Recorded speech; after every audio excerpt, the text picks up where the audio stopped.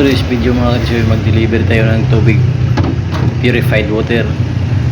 Maaga pa lang mga katisoy, nagkuha na akong ng mga galon sa aming mga customer. At yun nga, pag uwi namin, meron na nakaready ditong tricycle na puno ng tubig pang deliver. I-deliver nga pala namin yan mga katisoy sa isang Mercury Drug. At ayun nga mga katisoy, payo ko sa mga batang pinapaaral ng mga magulang nila,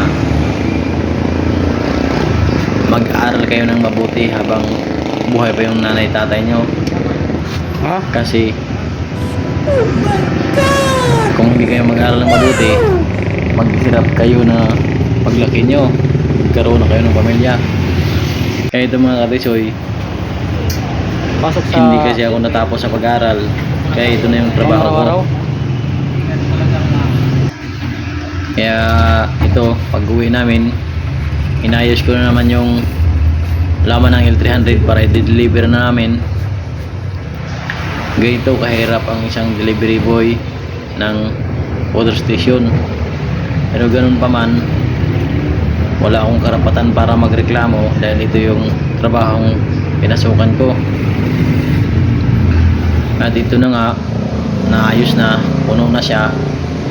Kami alis na, i-deliver namin to sa isang subdivision. Sana kung ako sa inyo, mga bata, mag-aaral kayo ng mabuti para matapos kayo sa pag-aaral at maayos sa inyong trabaho. Hindi kagaya nito ang naranasan namin: init, ulan, pagod, sakit sa katawan. Pero yun nga, sabi ko nga sa inyo, wala na akong magagawa dahil nangyari ng lahat. Hindi ako nag-aaral ng maayos. Bata pa lang kasi ako, patay na yung tatay ko, kaya hindi ako nakapag-aral. Ito na mga katisoy, binabala namin. Nag-deliver nga pala namin yan sa isang apartment. Akyat namin yan mga katisoy.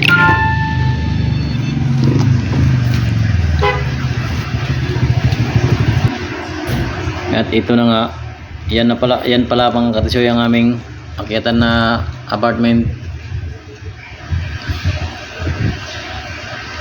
At pagkatapos namin mga katisoy may baba ang lahat, umuwi na lang kami. At meron nang nag-abang na isang tricycle, puno naman ito ng pang deliver. Tapos after namin deliver yan, pag uwi namin, puno naman yung L300. I-deliver naman yung katisoy sa paggawaan ng shampoo.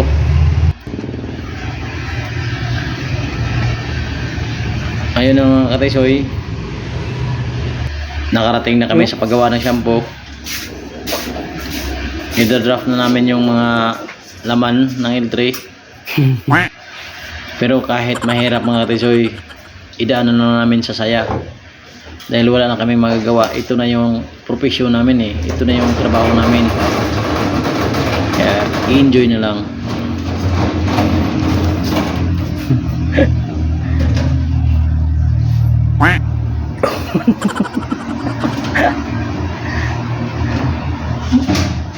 No. Yun.